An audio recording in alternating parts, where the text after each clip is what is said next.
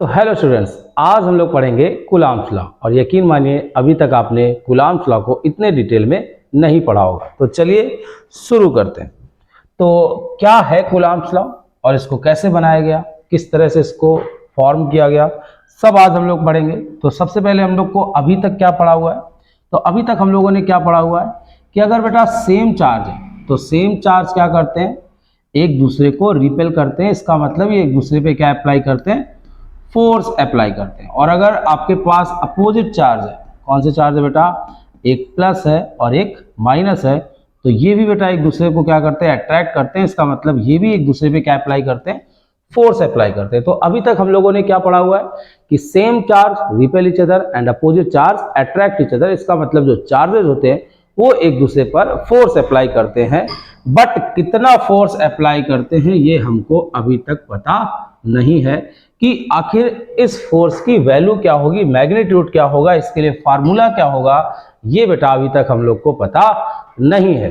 तो इस फार्मूले को किसने दिया, कूलम्ब्स ने। तो अगर आपके पास फार्मूले को कूलम्ब ने दिया है तो इसलिए हम इसका नाम पढ़ते हैं क्या, कूलम्ब्स लॉ।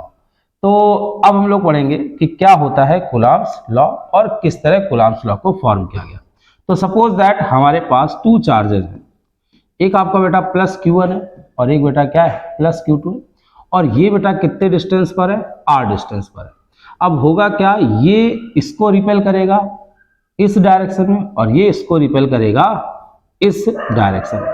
तो सपोज कर लेते हैं इस फोर्स का जो नेम है वो F1 है और इस फोर्स का जो नेम है वो क्या है, F2 है। अब यहाँ पर सबसे पहला पॉइंट जो आपको याद रखना है कि ये जो चार्जेस के बीच का जो फोर्स होता है ये हमेशा म्यूचुअल फोर्स होता है, और जो म्यूचुअल फोर्स होते हैं वो हमेशा न्यूटन्स थर्ड लॉ को फॉलो करते हैं। इसका मतलब जितना एक्शन फोर्स होगा उतना ही क्या होगा, रिएक्शन फोर्स होगा।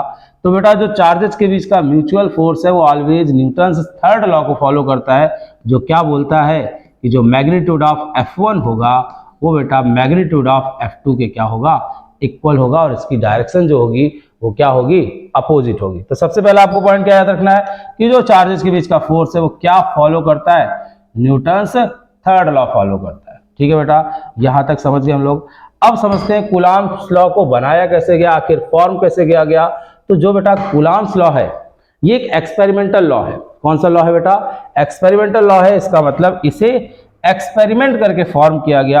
अब क्या था वो एक्सपेरिमेंट, तो इस एक्सपेरिमेंट में क्या था बेटा, एक स्टैंड था और इस स्टैंड पर एक क्या लगाया गया था, मेटेलिक स्फीयर। तो यहां पर आपके पास एक स्टैंड है और स्टैंड पे बेटा क्या है, एक मेटेलिक स्फीयर लगाया गया है। और सेम बेटा इसके नीचे भी एक मेटेलिक स्फीयर लगाया गया और इस मेटेलिक स्फीयर को एक रॉड के कनेक्ट करके आपके पास कनेक्ट किया गया, किससे बेटा, एक मेजरमेंट स्केल से। किससे कनेक्ट किया गया बेटा, मेजरमेंट स्केल से। अब इस मेजरमेंट स्केल का काम क्या होगा, इस मेजरमेंट स्केल का काम होगा फोर्स की वैल्यू को क्या करना बेटा, मेजर करना। तो ये आपके पास क्या है, एक्सपेरिमेंट है, जिस एक्सपेरिमेंट से क्या बनाया गया बेटा, कूलम्ब्स लॉ। अब होगा क्या, अब ये जो आपका एक स्फीयर दिख रहा है इसको हम लोग चार्ज देंगे और एक स्फीयर ये दिख रहा है इसको हम लोग चार्ज देंगे, और ये बेटा रॉड जो है यहाँ पे क्या कर सकती है, मूव कर सकती है। और इस एक्सपेरिमेंट का जो नाम है वो है बेटा टॉर्सिन एक्सपेरिमेंट। क्या नाम है बेटा, टॉर्सिन एक्सपेरिमेंट। तो कूलम्ब्स लॉ क्या है बेटा, एक एक्सपेरिमेंट लॉ है। इसको किस लॉ से बनाया गया, किस एक्सपेरिमेंट से बनाया गया, टॉर्सिन एक्सपेरिमेंट। टॉर्सिन एक्सपेरिमेंट में क्या है, एक आपको यहाँ पर स्टैंड दिख रहा है और एक आपको यहाँ पर स्टैंड दिख रहा है और इधर आपका एक क्या है, मेजरमेंट स्केल है। अब हमने क्या किया, सपोज दैट अभी जो Q1 की वैल्यू दी हमने वो 0 दी और इधर Q2 की वैल्यू क्या दी, 0 दी, और इनके बीच का जो डिस्टेंस है वो बेटा क्या है, R है। तो अभी हम लोगों ने क्या किया, दोनों को ही चार्ज की वैल्यू क्या दी, 0। तो पता चला अगर चार्जेस की वैल्यू 0 है तो फोर्स की वैल्यू भी क्या होगी, 0। तो इसका मतलब है यहाँ पर चार्जेस का होना सबसे ज्यादा जरूरी है। उसके बाद क्या किया, जैसे ही हमने चार्जेस की वैल्यू को क्या करना शुरू किया, इंक्रीज करना शुरू किया। क्या करना शुरू किया बेटा, चार्जेस की वैल्यू को इंक्रीज करना शुरू किया। तो यहाँ पर ये आपके पास जो नीडल दिख रही थी ये धीरे धीरे कहाँ गई, ऊपर गई, जिससे हमें क्या पता चला, फोर्स की वैल्यू। तो सपोज दैट जैसे हमने Q1 और Q2 की वैल्यू को इंक्रीज किया, जो फोर्स था बेटा वो कितना हो गया, 5 न्यूटन हो गया। फिर और इंक्रीज किया गया तो जो आपका फोर्स था वो आपका बेटा हो गया 10 न्यूटन। फिर और इंक्रीज किया गया तो हो गया 15 न्यूटन, फिर हो गया 20 न्यूटन, और लास्ट में सपोज दैट जब हम लोग चार्ज इंक्रीज करते चले गए तो लास्ट में जो फोर्स था वो हो गया 25 न्यूटन। तो इसका मतलब क्या है, जैसे जैसे हम लोगों ने चार्ज की वैल्यू इंक्रीज की वैसे वैसे फोर्स की वैल्यू भी क्या हुई, इंक्रीज हुई। तो इस एक्सपेरिमेंट से पहला रिजल्ट आपको क्या पता चल रहा है, तो पहला रिजल्ट आपको पता चल रहा है कि जैसे जैसे आप क्या करोगे बेटा, चार्ज की वैल्यू को इंक्रीज करोगे, फोर्स की वैल्यू भी क्या हो जाएगी बेटा, इंक्रीज होती चली जाएगी। तो इसका मतलब क्या है, जो फोर्स होगा चार्जेस के बीच का वो डायरेक्टली प्रोपोर्शनल होगा प्रोडक्ट ऑफ चार्जेस। तो फर्स्ट आपको प्रॉपर्टी क्या पता चली, द फोर्स ऑफ अट्रैक्शन और रिपल्सन, इनके बीच का जो फोर्स है वो अट्रैक्शन भी हो सकता है और रिपल्सन का भी हो सकता है। तो द फोर्स ऑफ अट्रैक्शन और repulsion between 2 point charges is directly proportional to the product of charges. तो क्या होगा बेटा, जो आपके पास फोर्स होगा वो डायरेक्टली प्रोपोर्शनल होगा प्रोडक्ट ऑफ चार्जेस। इसका मतलब क्या है कि अगर आप Q1 की वैल्यू इंक्रीज करो तो भी आपके पास फोर्स की वैल्यू इंक्रीज होगी, और अगर आप Q2 की वैल्यू इंक्रीज करते हो तो भी फोर्स की वैल्यू क्या होगी, इंक्रीज होगी। और ये कहां से पता चला बेटा, इस एक्सपेरिमेंट से, टॉर्सन एक्सपेरिमेंट से पता चला। चलिए इसके बाद सेकेंड एक्सपेरिमेंट करते हैं इसी में कि क्या हुआ नेक्स्ट पार्ट में। अब क्या किया गया बेटा, अभी तक तो हम लोग चार्ज इंक्रीज कर रहे थे तो पता चल रहा था जैसे जैसे चार्ज इंक्रीज कर रहे हैं फोर्स की वैल्यू क्या हो रही है, इंक्रीज कर रही है।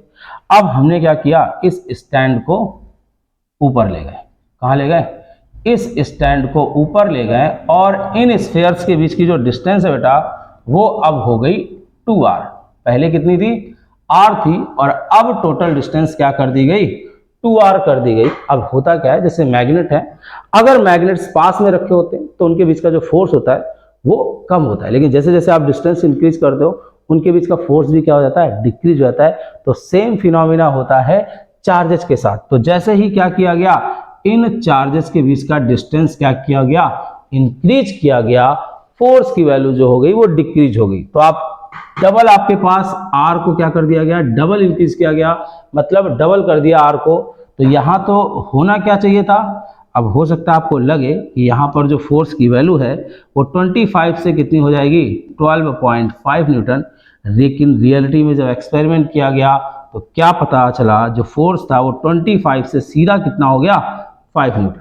सीधा कितना हो गया, तो जो फोर्स की वैल्यू थी वो डिक्रीज होकर सीधा 25 से कितना हो गया बेटा, 5 न्यूटन हो गया। इसका मतलब जो फोर्स की वैल्यू थी वो स्क्वायर में डिक्रीज हुई। किसमें डिक्रीज हुई बेटा, स्क्वायर में, क्योंकि 25 का स्क्वायर रूट होता है कितना, 5 न्यूटन। तो इसका मतलब अगर हम डिस्टेंस इंक्रीज करेंगे, एक्सपेरिमेंट से क्या पता चला बेटा कि अगर हम 2 चार्जेस के बीच का डिस्टेंस इंक्रीज करेंगे तो जो फोर्स की वैल्यू है वो डिक्रीज होगी, और वो भी किस में डिक्रीज होगी, स्क्वायर में डिक्रीज होगी। तो सेकंड पॉइंट यहां से क्या पता चला बेटा कि जो फोर्स की वैल्यू है F जो है वो डायरेक्टली प्रोपोर्शनल होगा 1/r²। r क्या होगा, द डिस्टेंस बिटवीन क्या, चार्जेस। जैसे जैसे आप r इंक्रीज करोगे तो जो फोर्स की वैल्यू है वो डिक्रीज होगी, और वो भी किस में डिक्रीज हो जाएगी बेटा, स्क्वायर में डिक्रीज हो जाएगी। और ये आपका इक्वेशन क्या आएगा, सेकंड। तो बेटा इस एक्सपेरिमेंट से आपको कितने रिजल्ट पता चले, 2 रिजल्ट पता चले। पहला कि अगर आप चार्जेस की वैल्यू इंक्रीज करोगे तो फोर्स की वैल्यू क्या होगी, इंक्रीज होगी, और अगर चार्जेस के बीच का डिस्टेंस इंक्रीज करोगे तो फोर्स की वैल्यू क्या हो जाएगी, डिक्रीज होगी, और वो भी किस में डिक्रीज होगी, स्क्वायर में। तो आप क्या लिख सकते हो, अगर आप कूलम्ब्स लॉ लिखना चाहते हो तो आप इसका स्टेटमेंट क्या लिखोगे, यही दोनों स्टेटमेंट आपको लिखने हैं। क्या हो जाएगा statement, the force of attraction, the force of attraction और repulsion between 2 point charges are directly proportional to the product of charges and inversely proportional to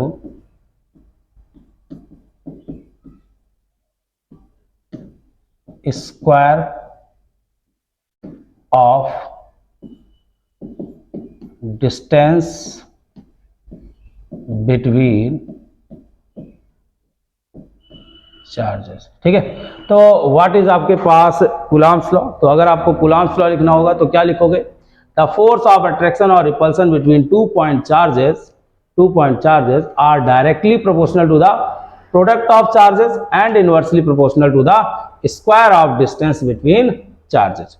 तो इसका मतलब है जो इसको आपके पास द फोर्स ऑफ अट्रैक्शन और रिपल्सन बिटवीन क्या है, टू पॉइंट चार्जेस, वो डायरेक्टली प्रोपोर्शनल होगा प्रोडक्ट ऑफ चार्जेस और इनवर्सली प्रोपोर्शनल टू द होगा square of distance between them. और एक पॉइंट और आपको याद रखना है कि अगर आपके पास टू चार्जेज है, सपोज दैट ये आपका Q1 है और आपके पास ये क्या है Q2 है, अगर आप देखोगे तो अब ये इसको रिपेल करेगा तो क्या ये इस डायरेक्शन में रिपेल करेगा और ये इसको क्या इस डायरेक्शन में रिपेल करेगा, तो ऐसा पॉसिबल नहीं है। तो ये दोनों ही चार्ज क्या करेंगे, एक दूसरे को इस तरह से क्या करेंगे, रिपेल करेंगे। इसका मतलब दोनों जब आपके पास रिपेल करेंगे तो अलोंग द लाइन ज्वाइनिंग, ये देखिए आपका लाइन ज्वाइनिंग है, इसी लाइन ज्वाइनिंग के क्या होगा, इधर उधर ये क्या करेंगे, एक दूसरे को रिपेल करेंगे। ठीक है, तो इसका मतलब क्या है, आपके पास जो फोर्स ऑफ अट्रैक्शन और रिपल्सन होगा वो ऑलवेज आपके पास अलोंग क्या होगा, लाइन ज्वाइनिंग। तो इसका मतलब it always works along the line joining। तो इसका मतलब ये जो फोर्स है वो हमेशा किस तरफ अप्लाई होगा बेटा, along the line joining। तो ये हमारा था कूलम्ब्स लॉ का स्टेटमेंट। तो कूलम्ब्स लॉ क्या है, द फोर्स ऑफ अट्रैक्शन और repulsion between two point charges is directly proportional to the product of charges and inversely proportional to the square of distance between them and it always works along the line joining। तो इसका मतलब ये जो आपका लगेगा वो हमेशा along the line joining लगेगा। अब इसको आगे हम लोग कंडक्ट करते हैं, आगे की तरफ बढ़ते हैं। तो अब अगर हम from equation first and second, अगर दोनों इक्वेशंस को हम लोग क्या कर दे बेटा, एक साथ रखें तो क्या आएगा बेटा, F प्रोपोर्शनल टू आएगा Q1 Q2 upon R square. तो क्या आ जाएगा बेटा, F प्रोपोर्शनल टू आएगा Q1 Q2 upon R square. अब अगर हम प्रोपोर्शनल का सिंबल हटाएंगे तो बेटा यहां पर क्या आएगा, एक कांस्टेंट आएगा, प्रोपोर्शनलिटी कांस्टेंट। अब सबसे बड़ा क्वेश्चन उठता है कि आखिर प्रोपोर्शनल का सिंबल हटाने पर ये कांस्टेंट क्यों आ जाता है। अगर हम बात करें कि प्रोपोर्शनल का सिंबल हटाएंगे तो आखिर ये कांस्टेंट क्यों आ जाएगा, तो आप तो कहोगे बेटा कि सर जी ऐसा है कि जैसे प्रोपोर्शनल का सिंबल हटाया जाता है तो दोनों की तरफ की इक्वेशन को बैलेंस करने के लिए क्या कर देते हैं, एक कांस्टेंट यहाँ पर ले आते हैं। नहीं बेटा, ऐसा नहीं होगा। हमेशा क्या होता है, फिजिक्स में हर चीज के पीछे कुछ ना कुछ क्या होता है, लॉजिक होता है। तो अगर यहाँ पर प्रोपोर्शनल का सिंबल हटेगा बेटा तो यहाँ पर एक क्या आएगा, कांस्टेंट आएगा, और उस कांस्टेंट के आने का रीजन भी होगा जो हम लोग क्या करेंगे, आगे देखते हैं। तो समझते हैं हम लोग प्रोपोर्शनल का सिंबल हटाने पर कांस्टेंट क्यों आता है। क्योंकि अगर आप देखोगे तो यहाँ पर जो फोर्स की वैल्यू है वो अगर आप देखो तो तीन ही चीज पर डिपेंड करनी चाहिए, Q1 पर, Q2 पर और R पर, लेकिन ये फोर्थ क्वांटिटी आ गई। आखिर ये फोर क्वांटिटी क्यों आ गई, कहां से आ गई, उसको समझते हैं एक एग्जांपल से। तो सपोज दैट कोई आपके पास लड़का है और वो लड़का हम पे हो गया है गुस्सा, किसी बात पे मेरी गुस्सा हो गया और वो हमको क्या करना शुरू कर दिया, मारना शुरू कर दिया। और अगर वो मारेगा तो हमको क्या लगेगी, चोट लगेगी। और अगर हमको चोट लगेगी तो इसका मतलब वो हम पर क्या कर रहा है, फोर्स अप्लाई कर रहा है। क्या कर रहा है बेटा, फोर्स अप्लाई कर रहा है। अब वो कब हम पर ज्यादा फोर्स लगाया पर कैसे मारेगा कि हमको ज्यादा चोट लगे, ज्यादा फोर्स अप्लाई करे, तो सबसे लिए उसके लिए क्या जरूरी है बेटा, उसके पास 2.5 किलो का हाथ होना चाहिए, सनी देओल वाला। अब अगर 2.5 किलो का हाथ होगा तो इसका मतलब है उसके हाथ का जो मास होना चाहिए वो क्या होना चाहिए बेटा, ज्यादा होना चाहिए। जितना ज्यादा मास होगा उतना ज्यादा हम पर क्या अप्लाई होगा, फोर्स। तो सबसे पहली कंडीशन क्या है, फोर्स ज्यादा अप्लाई होने की, जितना ज्यादा मास होगा फोर्स उतना ज्यादा लगेगा। अब दूसरी कंडीशन क्या है, अब सपोज दैट आपके पास 2.5 किलो का हाथ है, हाथ का मास बहुत ज्यादा है, लेकिन आके आप हमको ऐसे टच करा दोगे तो क्या हम पर फोर्स अप्लाई होगा, तो भी हम पर फोर्स अप्लाई नहीं होगा। तो उसके लिए आपको क्या करना पड़ेगा, हमको हॉक के मारना पड़ेगा। हॉक के कैसे मारते हैं, पहले हाथ को ऐसे पीछे ले आएंगे, अभी हाथ की वेलोसिटी कितनी है 0। अब तेजी से कहाँ लेके आएंगे नीचे, और जब तेजी से नीचे लेके आएंगे तो वेलोसिटी क्या होगी इंक्रीज होगी। और वेलोसिटी इंक्रीज होने को क्या कहते हैं बेटा, सबको पता है, वेलोसिटी जब इंक्रीज होती है तो उसको हम लोग बोलते हैं एक्सेलरेशन। तो इसका मतलब हम पर फोर्स ज्यादा अप्लाई होने की दो कंडीशन है। पहली कंडीशन है मास ज्यादा होना चाहिए, दूसरी कंडीशन है एक्सेलरेशन ज्यादा होना चाहिए।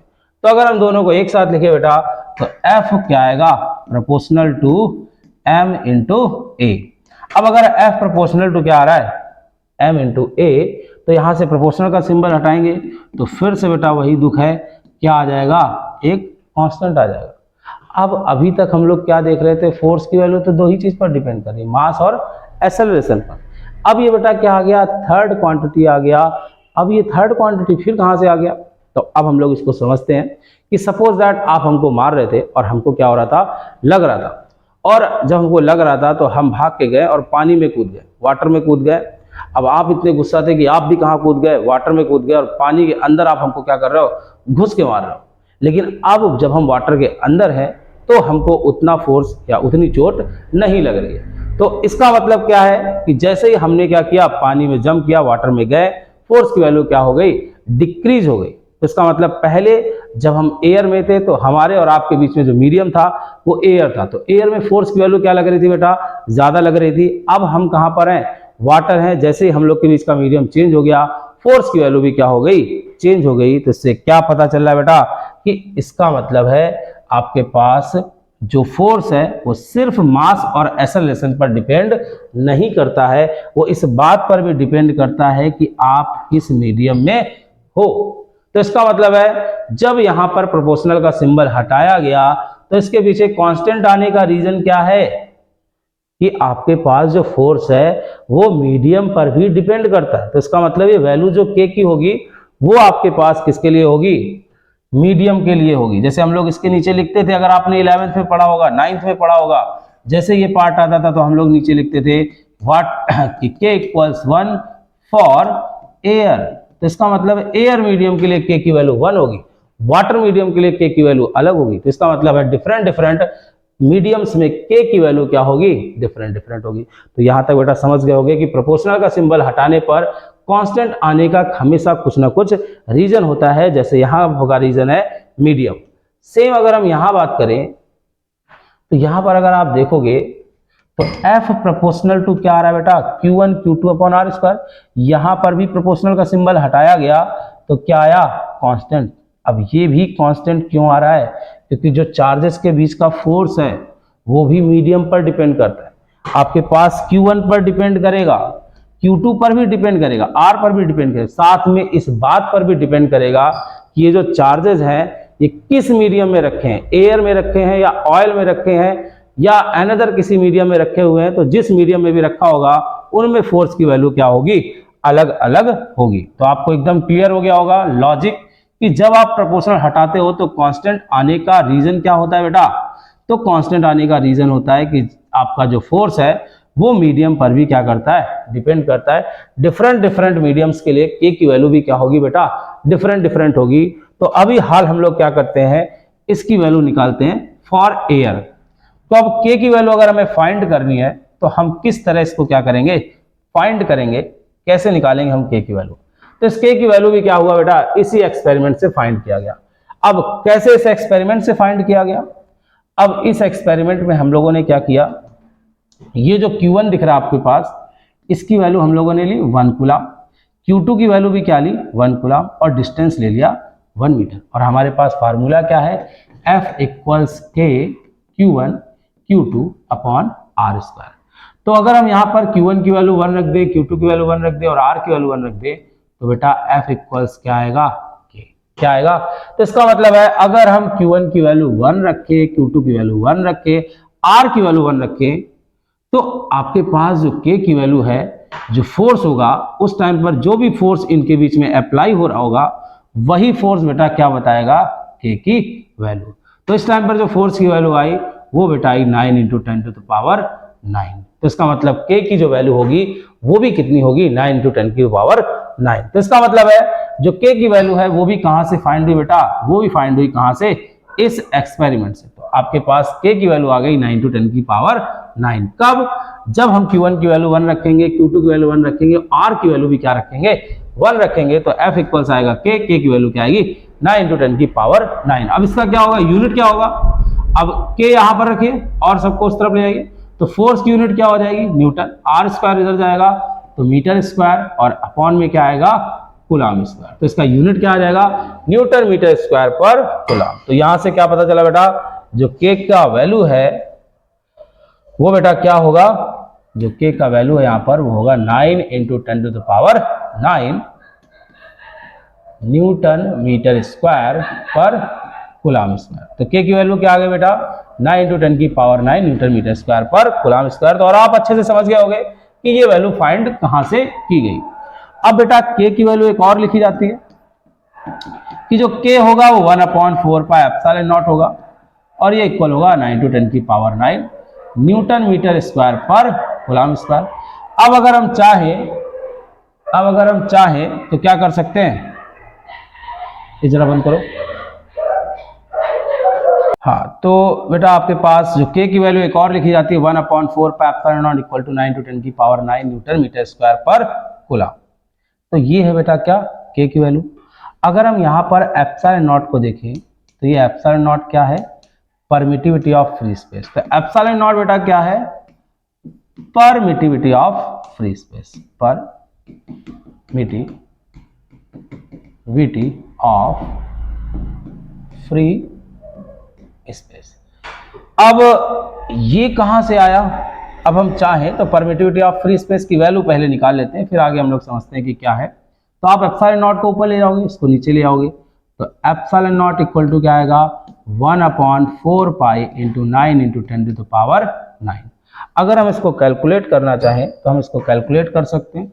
1 क्या आएगा? 4 × 3.14 × 9 × 10⁹ 9। अब अगर आप निकालोगे ε0 की वैल्यू तो ये क्या आती है? 8.85 × 10⁻⁻12। और अगर ये ऊपर जाएगा तो ये यूनिट नीचे आएगी, ये ऊपर जाएगी तो इसकी यूनिट तुरंत क्या हो जाएगी? कन्वर्ट हो जाएगी। कूलम स्क्वायर ऊपर चला जाएगा और न्यूटन मीटर स्क्वायर कहाँ जाएगा? नीचे आ जाएगा। तो इसका मतलब क्या आएगा? ε0 की वैल्यू 8.85 × 10⁻12 कूलम स्क्वायर पर न्यूटन मीटर स्क्वायर। ठीक है, तो ये हो गया आपके पास ε0 की value.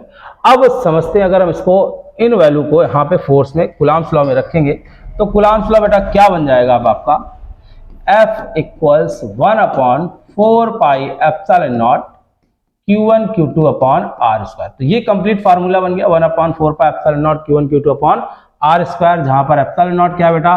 Permittivity of free space, और उसकी वैल्यू क्या होगी? 8.85 × 10⁻12।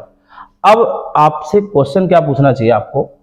अब आपके दिमाग में ये क्वेश्चन आना चाहिए कि चलिए सर जी, आपके पास जब प्रोपोर्शनल का सिंबल हटा तो प्रोपोर्शनल का सिंबल हटाने पे क्या आया? एक कांस्टेंट आया कैपिटल, आपके पास स्मॉल के।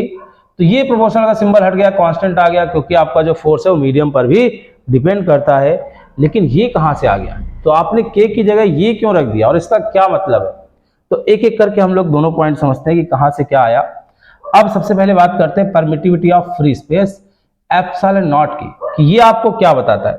तो अगर इस फार्मूले को ध्यान से देखो बेटा, तो अगर आप इस फार्मूले को देखते हो तो जैसे जैसे आप परमिटिविटी का अगर आप देखोगे, परमिटिविटी की वैल्यू अगर क्या हुई? डिक्रीज हुई, तो फोर्स की वैल्यू बेटा क्या हो जाएगी? इंक्रीज।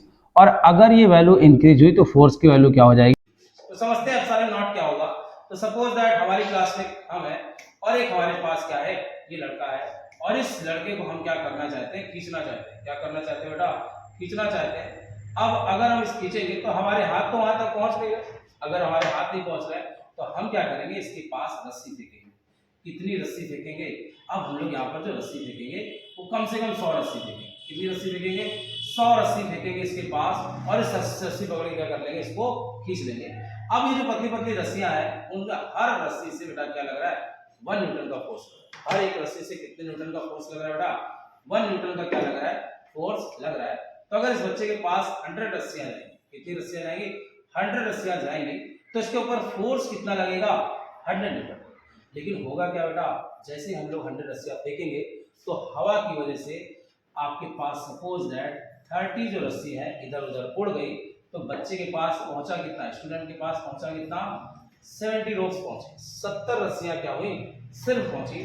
तो इसका मतलब है इस लड़के पर फोर्स लगना कितना चाहिए था, 100 न्यूटन का, लग कितना रहा है, 70 न्यूटन का, कितना नहीं लग रहा है, 30 न्यूटन। तो इसका मतलब है जो 30 न्यूटन नहीं लग रहा है, ये 30 न्यूटन किसकी वजह से नहीं लग रहा है, तो 30 न्यूटन किसकी वजह से नहीं लग रहा है, एयर की वजह से। इसका मतलब जो मीडियम है उसकी वजह से आपके पास 30 न्यूटन फोर्स अप्लाई नहीं हो रहा है। तो इसका मतलब है एयर ने ही 30 न्यूटन फोर्स को क्या कर दिया, डिक्रीज कर दिया, और यही है बेटा परमिटिविटी। तो परमिटिविटी जो परमिटिविटी ऑफ क्या है, मीडियम है, वो आपको क्या डिफाइन करता है, तो परमिटिविटी ऑफ मीडियम डिफाइन करता है कि टू चार्जेस के बीच, जो मीडियम है वो दो चार्जेस के बीच फोर्स की वैल्यू को कितना डिक्रीज कर देगा। तो व्हाट इज परमिटिविटी, तो परमिटिविटी बेटा क्या है कि आपके पास जो मीडियम है वो दो चार्जेस के बीच फोर्स की वैल्यू को कितना डिक्रीज कर दे रहा है, उसको हम लोग क्या बोलते हैं, परमिटिविटी। क्या बोलेंगे बेटा, परमिटिविटी। अब इसकी वैल्यू क्या हो, अगर 40 होती तो यहाँ पर बेटा क्या होता, 60 होता।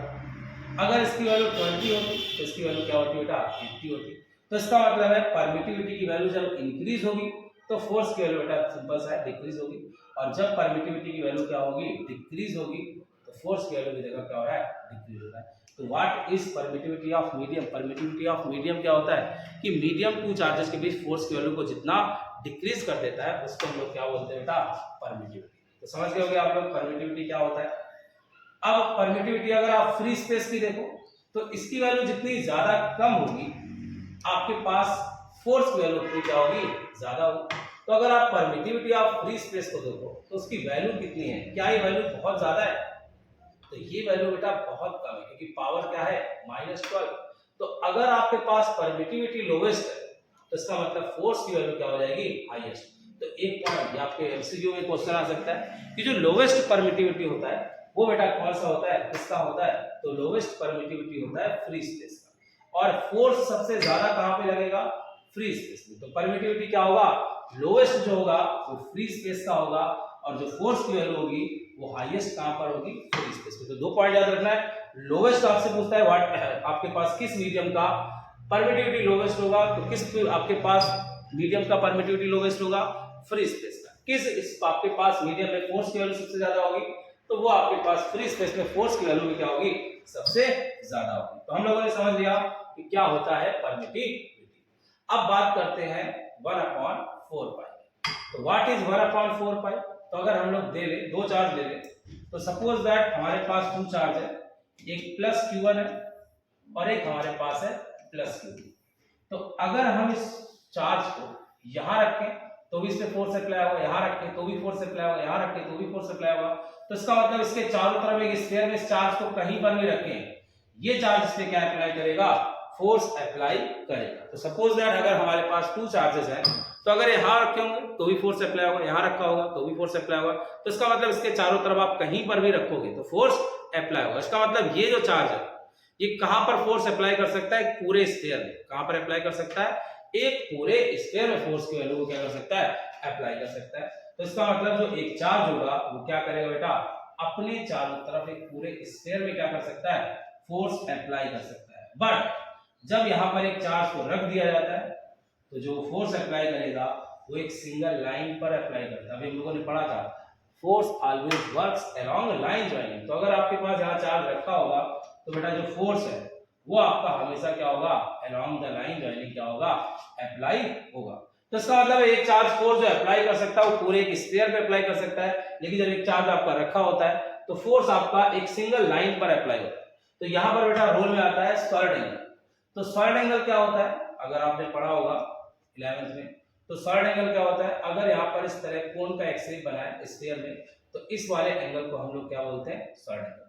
अगर ये जैसे जैसे बड़ा करते जाओगे आपका सॉलिड एंगल भी क्या होता जाएगा, इंक्रीज होता जाएगा। तो अगर ये पूरा स्फीयर का सॉलिड एंगल लिया जाए, क्या लिया जाए बेटा, एक पूरे स्फीयर का सॉलिड एंगल लिया जाए तो वो सॉलिड एंगल आता है 4 पाई। कितना आता है, तो एक स्फीयर का जो सॉलिड एंगल आएगा वो बेटा आएगा 4 पाई। तो एक सिंगल लाइन का जो सॉलिड एंगल होगा क्या होगा, एक सिंगल लाइन का जो सॉलिड एंगल होगा वो होगा 1/4 पाई। तो व्हाट इज बेटा 1/4 पाई, क्या है 1/4 पाई, तो बेटा ये 1/4 पाई है, ये है solid angle of single line. तो इसका मतलब ये क्या बता रहा है, ये बता रहा है कि जो फोर्स है वो एक सिंगल लाइन पर अप्लाई हो रहा है, क्योंकि सिंगल लाइन का सॉलिड एंगल कितना होगा 1/4 पाई। इससे क्या पता चल रहा है कि जो फोर्स होगा वो एक सिंगल लाइन पर क्या होगा अप्लाई होगा। तो इसका मतलब हमारा कूलम्ब्स लॉ क्या हो गया, कंप्लीट हो गया। क्या है Coulomb's law, 1/4 pi epsilon not Q1 Q2 upon R square. यहाँ पर हम लोगों ने सारी चीजें क्या कर ली, एकदम डीपली क्या कर ली है, पढ़ ली है।